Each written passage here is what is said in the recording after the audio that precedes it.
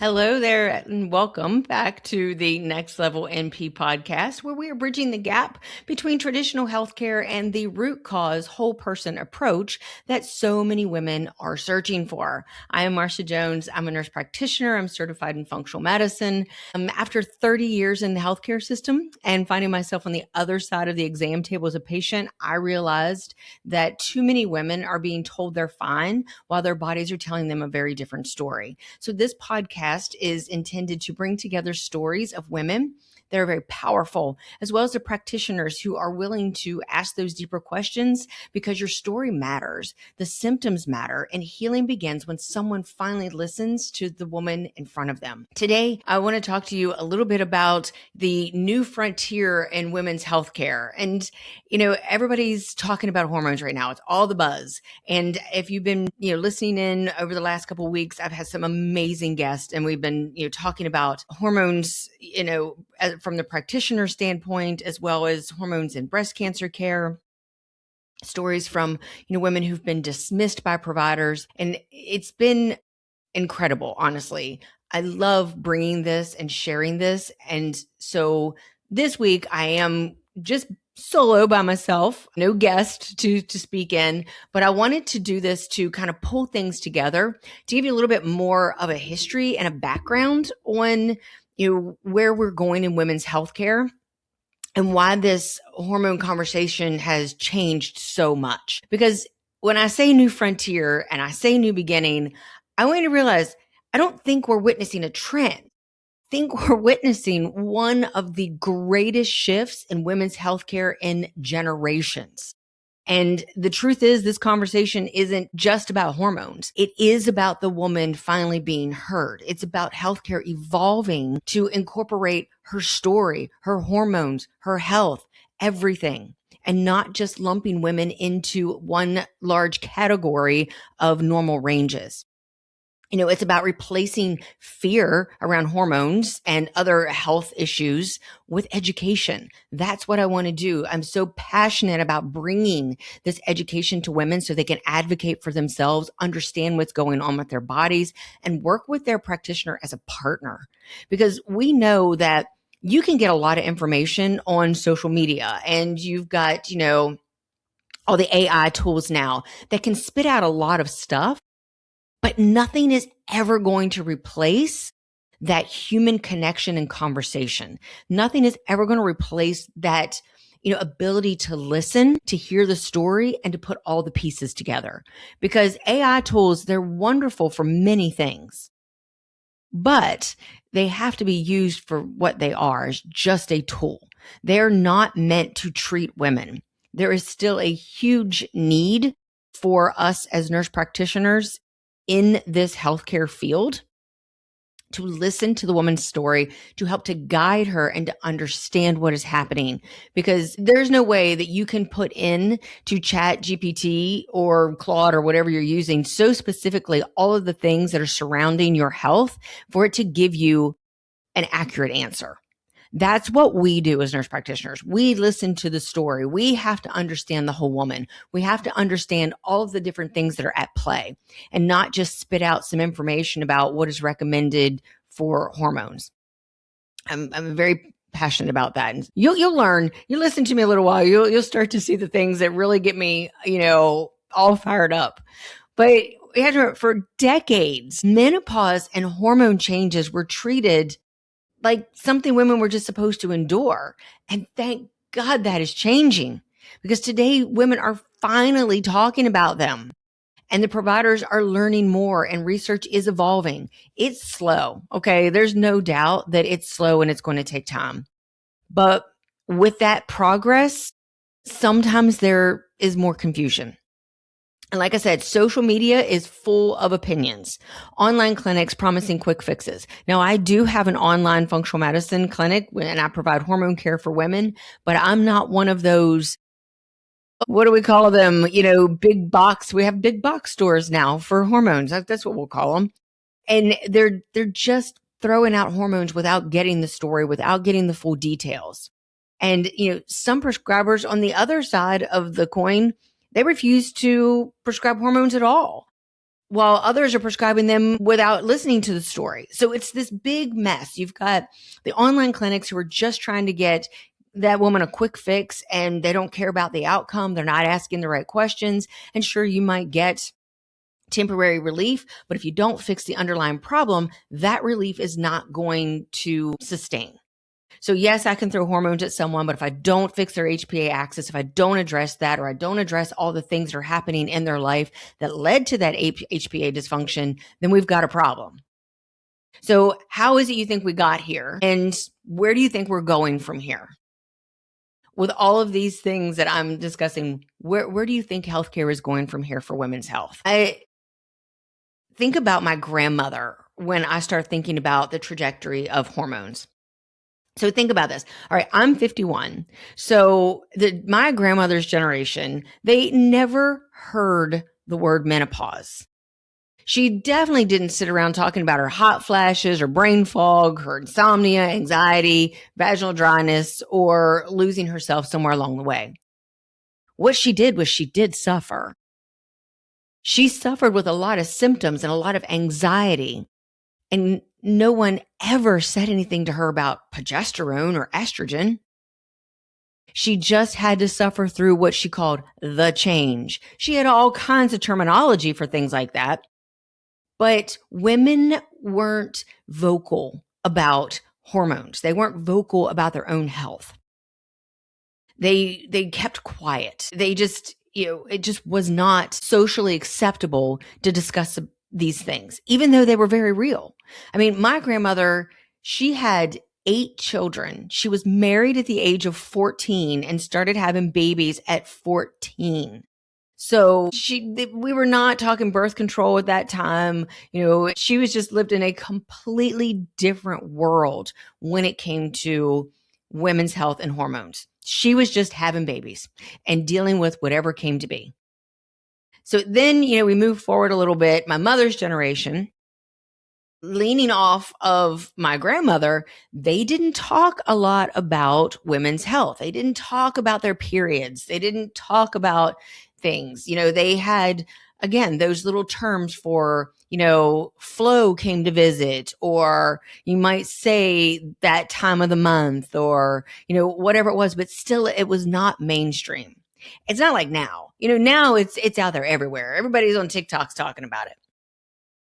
But hormone replacement therapy did start to become, out there. Women did have some options, but it just still wasn't a lot. We were still dealing with, birth control. Birth control was released shortly after my mom was born in 1957. Birth control came in the 60s. So, again, all this hormone stuff was very new, and it was used really for things like birth control, not so much for things like menopause. Then everything changed.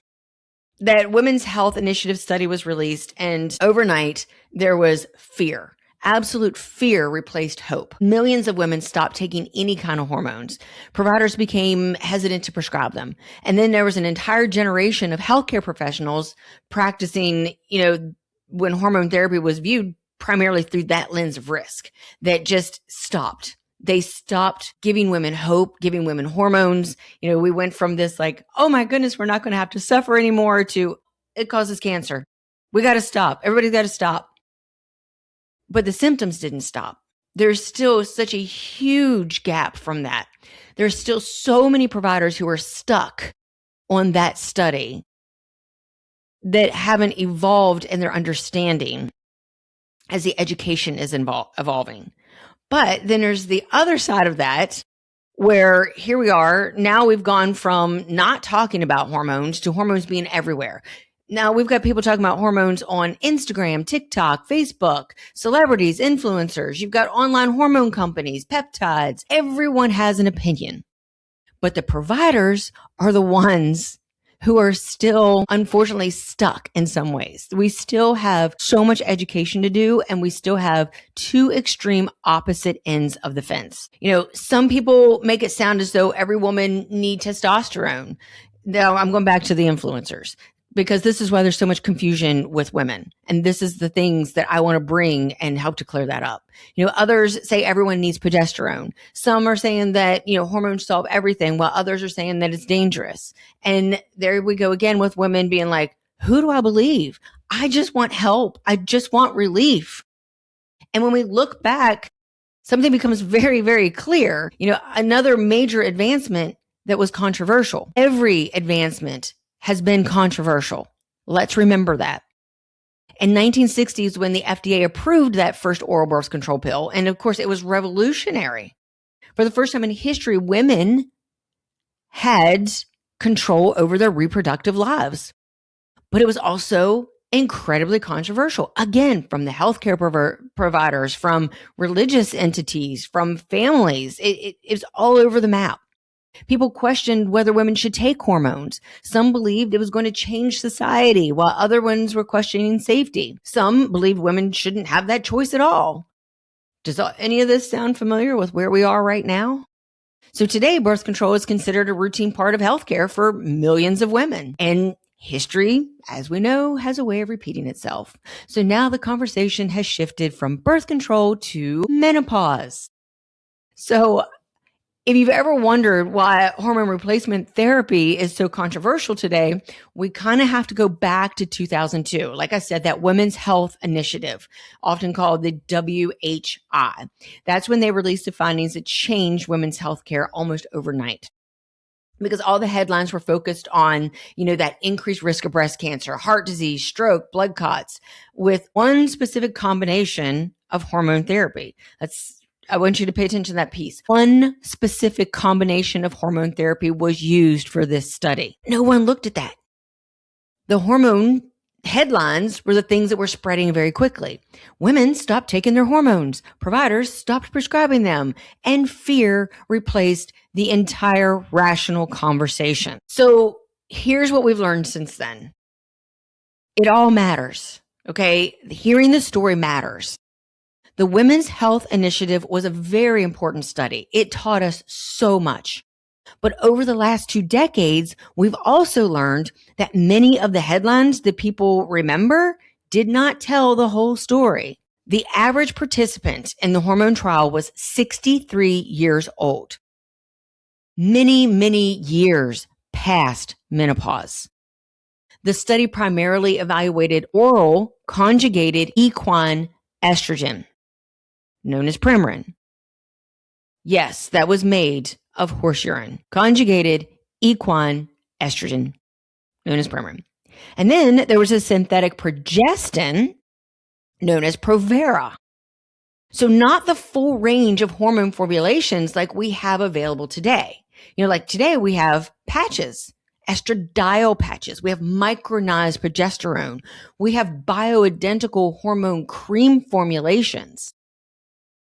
The trial was designed largely to study whether hormone therapy could prevent chronic disease like heart disease in older women, not specifically to determine the best way to treat bothersome menopausal symptoms for women who are entering menopause. Okay, remember the study was done on postmenopausal women.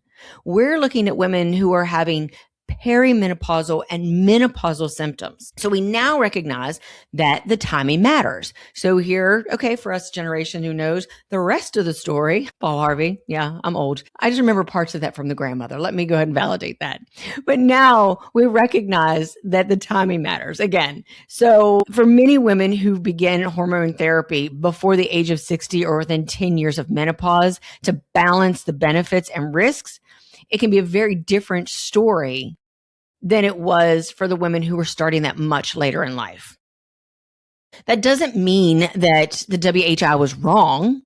It means science has continued to evolve. We need to continue to evolve in our education. And that's exactly what good science is supposed to do. So the real lesson here is that the biggest mistake wasn't doing the study. The biggest mistake was allowing one moment in time to stop the entire conversation. Healthcare should never be frozen by fear. It should continue asking better questions. as better evidence becomes available. Be open to receiving, not the quick fix, but the whole story. I would also like to strengthen that discussion about education with this message. Healthcare providers aren't unwilling because they don't care. So if you're the patient who's listening to this, you are at your wit's end with being dismissed or shifted all over the place from the provider that says, I don't do that, find somebody else, or, there's no research, or the research shows cancer, whatever it is you're hearing. I want to help you to understand. It's not that providers don't care. Many simply were not taught this in school. Most of us received very little education in menopause, hormone therapy, even nutrition or lifestyle medicine, or the whole root cause physiology. That's what I do with functional medicine. That's why we need the broad perspective. And because the World Health Institute changed practice so dramatically, many clinicians became cautious. The answer isn't criticism. The answer is continuing your education.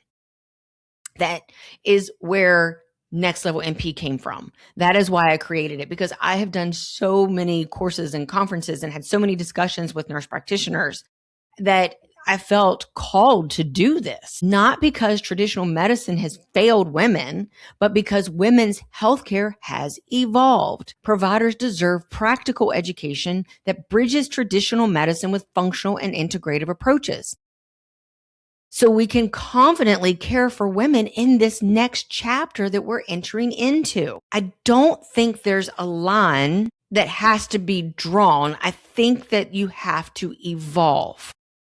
Women's healthcare has spent decades asking, is hormone therapy safe?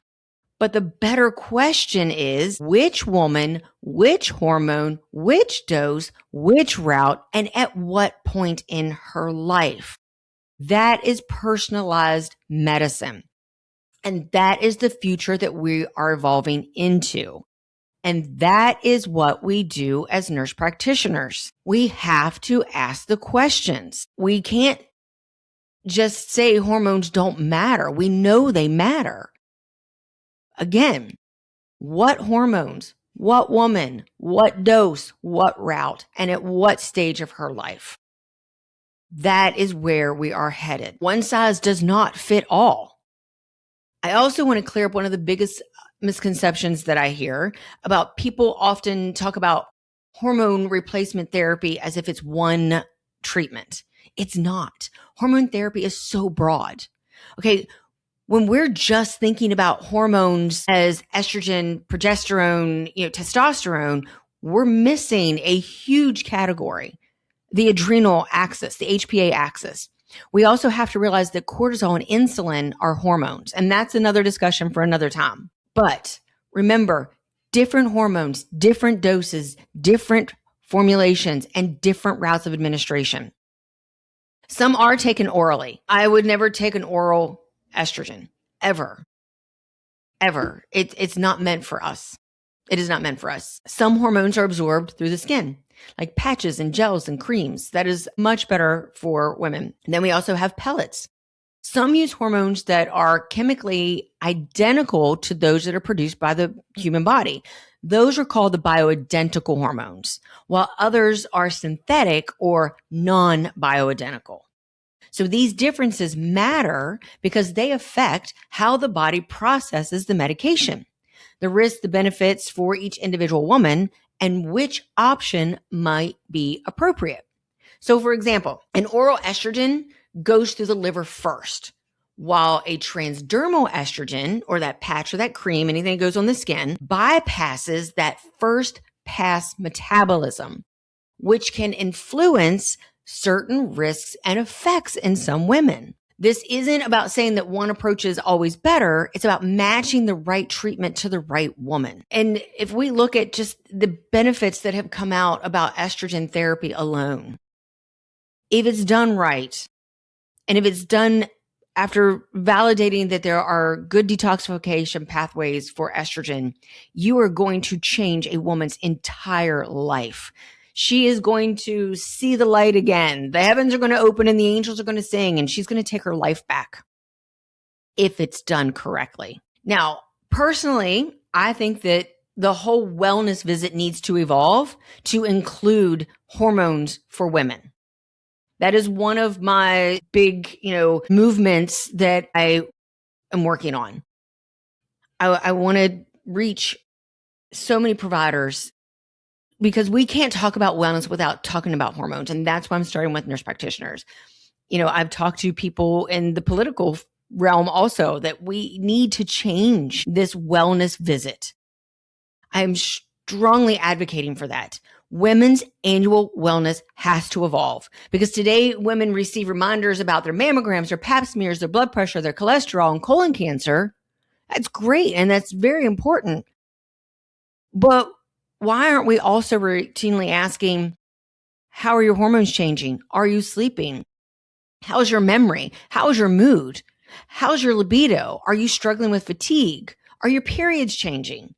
Have you gained weight despite doing all the things that you think are right and healthy?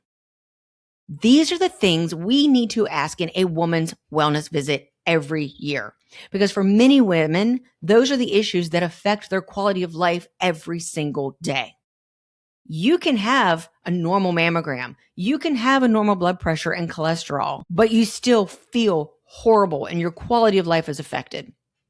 And then you start gaining the weight. And then when you start gaining the weight, you start having other emotional changes and healthcare changes. If we address the hormones earlier in life, starting with insulin and cortisol, starting with sleep, because sleep affects that HPA axis.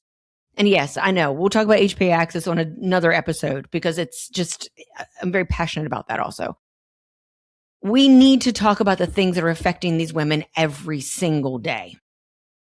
And when we look beyond the standard labs, we're going to find those answers.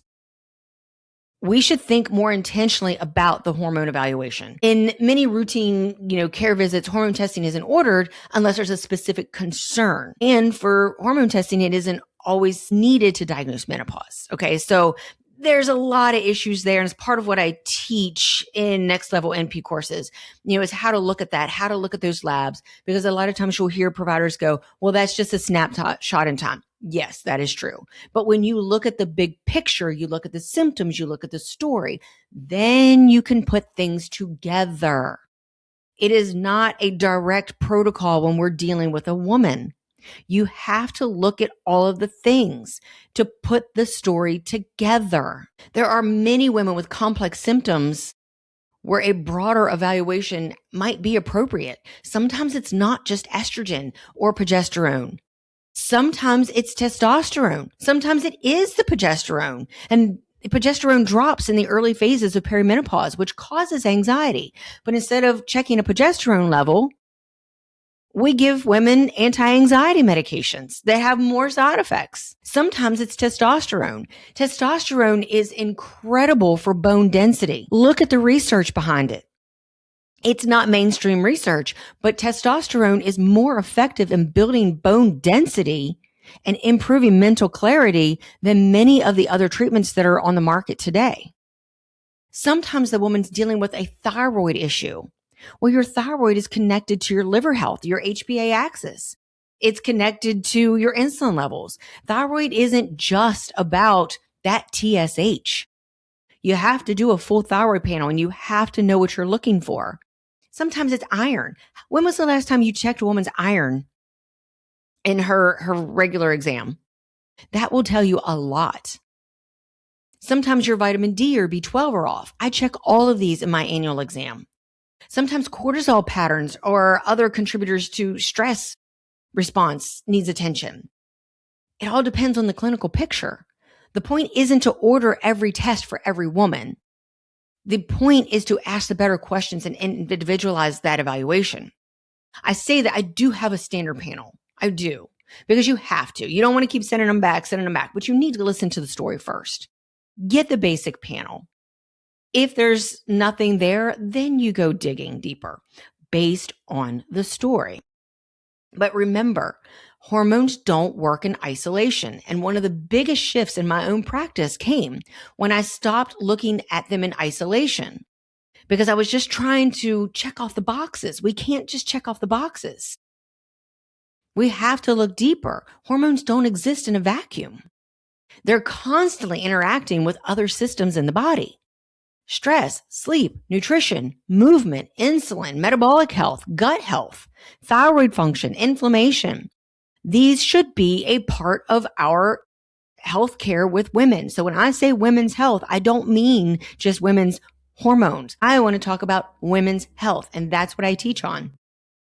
And what many of us refer to as the HPA axis dysfunction, the body's stress response system can play a significant role in how that woman feels, even though it's not an official diagnosis itself.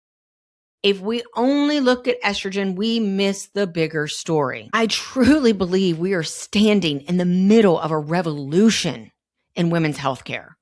Not because we discovered hormones yesterday, not because we've got TikTokers and influencers talking about it, but because we're finally beginning to connect the dots. So don't fall prey to one extreme or the other. We're not about extremes. We are clinicians. We have to connect the dots. We have to realize that symptoms aren't isolated.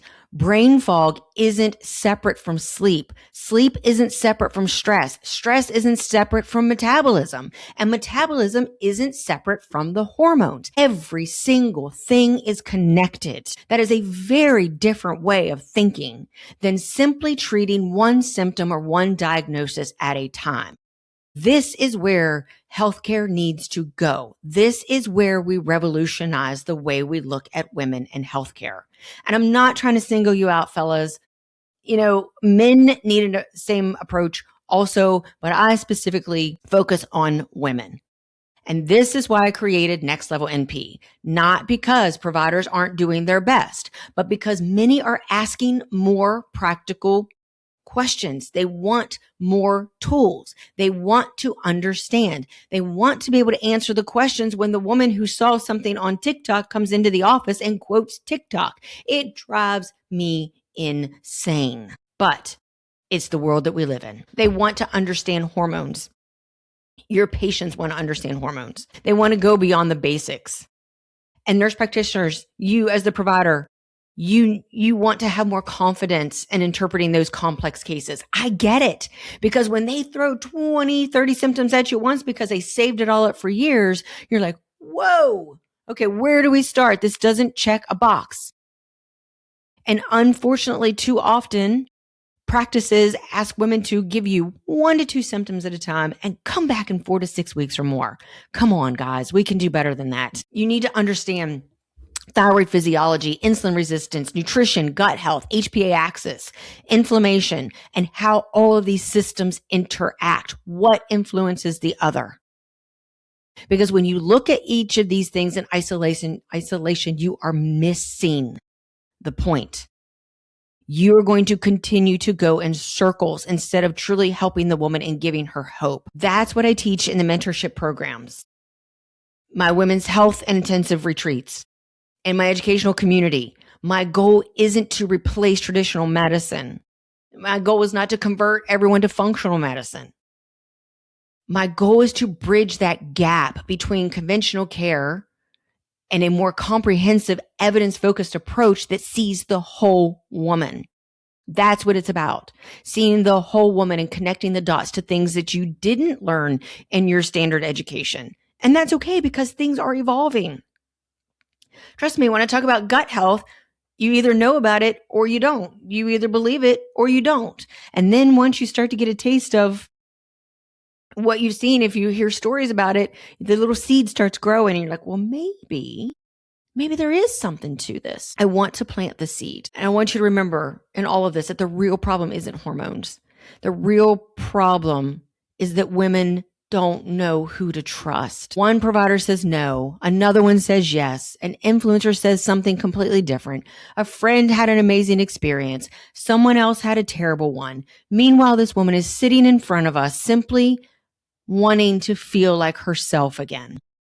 And when we remember that she is not like anyone else, that she is her own person, and we have to listen to her story, then do the labs, put it all together, that is when we are practicing real healthcare for these women. That is when we were doing them a real service. And this is where we need to have another honest conversation.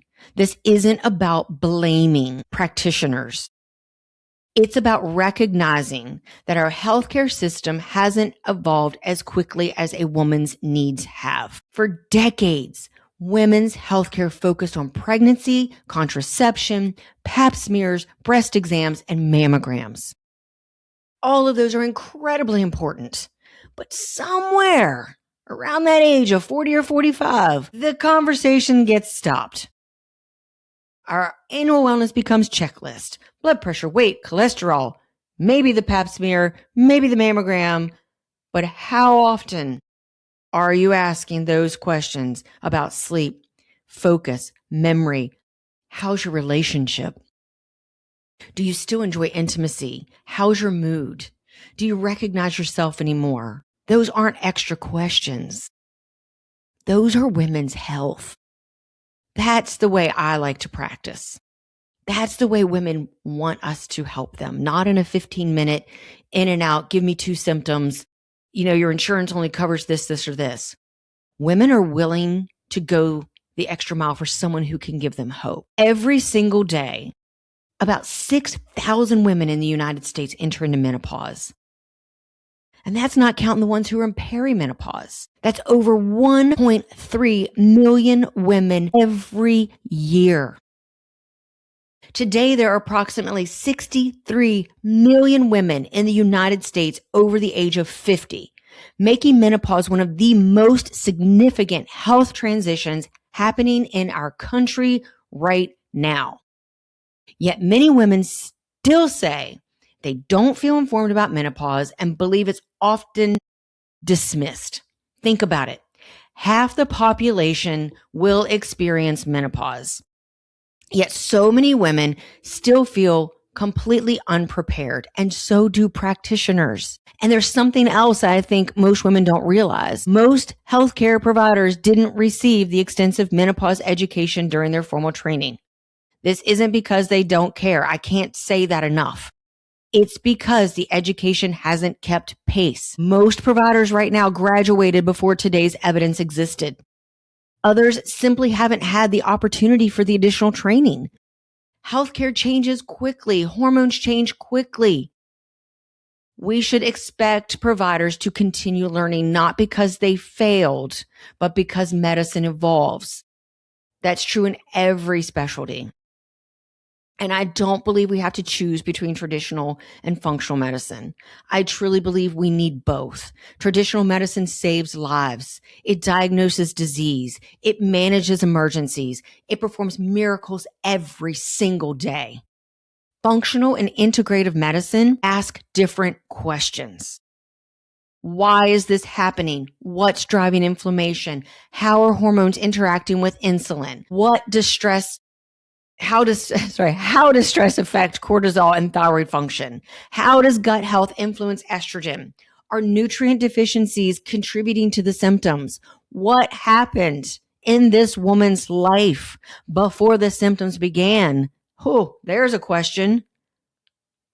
Those approaches aren't enemies, they're partners. The future isn't going to be choosing one over the other. It's bridging the gap and bringing it together. One of the biggest lessons I have learned in over 30 years of healthcare is this. Women don't come in asking for hormones. They come in asking for their life back. They want energy. They want their brain back. They want to sleep. They want intimacy. They want confidence. They want to stop feeling invisible. Hormones may be a part of the answer. Nutrition can be a part of the answer. Stress management can be a part of the answer. Gut health, another part of the answer. But it always begins with listening, because your symptoms aren't an inconvenience, they're clues, and the clues hold the answer. Nurse practitioners, we are here uniquely positioned to transform women's healthcare. We're trained to educate. We're trained to listen. We are trained to build a relationship with our patients, to look beyond a diagnosis. But if we're going to lead that next chapter, we have to keep learning. We have to be open. Women's healthcare is changing too quickly for any of us to rely solely on what we learned years ago. I graduated in 2008. A lot has changed. That's where Next Level NP comes from. Not because I think traditional medicine is wrong, but because I believe providers deserve practical education. I don't think you need to go spend $20,000 on a functional medicine course unless you want to. I believe in education that you can bring into your practice that helps to bridge that gap between traditional and the more comprehensive root cause approach. Listen, I'm a real world kind of woman. I'm the one who wants, give me the cliff notes to let me put it into action as I continue to learn and evolve. Because I want to make the difference. I don't want it to be strung out, like learn this and then learn that. And then, hopefully I can get off work to go to the next course. This is why I've brought together mentorship, small group approaches like the Women's Health Intensive. My goal is simple. It's to help nurse practitioners feel confident caring for the woman in the new healthcare era. I'm here to support you. That's what I want to do. And I believe I've made it pretty affordable because I want this to be a movement. And I want more NPs to be able to ask the questions, understand the patterns, and see that woman from a whole different perspective. So if you are a provider and you're ready to understand women's hormones, I have several ways to help. Of course, here's this podcast. Please keep tuning in. Women's Health Hormone Lab Interpretation course. It's not called that. It's called Beyond the Labs. You find it at nextlevelnp.net because this course focuses on that foundational women's hormone panel that I use that can help you begin to understand, how to put those into practice right away. It's practical, it's clinically relevant, and it can be applied wherever you practice. Family medicine, primary care, women's health, internal medicine, even urgent care or another specialty. Because the goal isn't to memorize the numbers, it's to understand what these results mean in the context of the woman sitting in front of you, to start getting an idea, to start putting that all together, to start listening to the story and the patterns that help you to understand what to order. And, if it's not something that you do in your everyday care, to know where to send this woman or some way to give her help. And then there's the mentorship. I also have, those women's health intensive retreats. This only takes 6 to 10 practitioners. We do it retreat style because you need a break too. We go to usually a nice location where, we can relax, have a great view, have some good dinners. We cook together, we talk. You get to tap into my 30 years of knowledge. Like it's a full experience. And then, like I said, the membership, this focuses, beyond the hormones. It includes the thyroid health, insulin resistance, nutrition, gut health, the HPA axis, where you can bring your cases in and we can talk about them and we can learn from them together in a group setting. But like I said, I have so many different things available because I want this to be mainstream medicine. And we all start at a different place and we all have a different point in our life. So I've even started putting courses up as on demand that you can go in, just buy the course and listen to it if you're that kind of person. We all have different ways of learning. Now, for the women who have listened to all of this, thanks for hanging in there. But I want you to know, don't assume that feeling miserable is simply a part of aging. Don't stop asking the questions. Don't accept that your labs are normal. If you know something isn't right, find a provider who'll listen. Find providers who will learn right along with you, that'll find the answers. Find providers who understand that your symptoms deserve more than a prescription or a dismissal. They need to find a root cause. We truly are standing at a remarkable moment in women's healthcare. For the first time in generations, women are opening their ability to talk about hormones. Research is expanding. The stigma is fading. Providers are learning. Women are advocating for themselves. The next frontier isn't simply hormone replacement therapy. It's replacing outdated conversations with better ones, replacing fear with education, replacing fragmented care with collaboration. And remembering that no lab value, no protocol, no prescription, and certainly no AI will ever replace listening to a woman's story because that is where the healing begins. So I want to thank you for joining me again on the Next Level NP podcast. If today's conversation resonated with you, I'd love for you to like, share, subscribe. Please send this to another woman, another provider, and help us to continue transforming women's healthcare one conversation at a time. So until next time, I want you to remember that your story matters, your symptoms matter, and you absolutely deserve to be heard.